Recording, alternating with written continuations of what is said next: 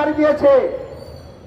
বলেন, এত বড় বড় প্রোগ্রাম করে সরকারকে বেকায়দায় ফেলতে দিয়েছেন।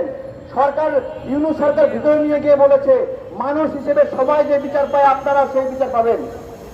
কোন জায়গায় অপছন্দের কাজ হয়েছে আপনাদের সঙ্গে? এরকম করছেন কেন? আপনাদের কি কম দেওয়া হয়েছে? 8% হিন্দু, 32% চাকরি দখল করে আছে। আমরা কোনদিন বলেছি ওদেরকে বাদ দাও? কোনদিন বলেছি 8% হিন্দু কেন 32% চাকরি নিয়েছে? বলেন, কিভাবে নিয়েছেন? মেধাই নিয়েছেন নাকি ষড়যন্ত্র করে নিয়েছেন? বলেন বলেন। যে ইসকনের কথা বলা হচ্ছে, ইসকনের এজেন্ডাই হলো বিভিন্ন দপ্তরে দপ্তরে ইসকনের সদস্যদেরকে ঢুকানো।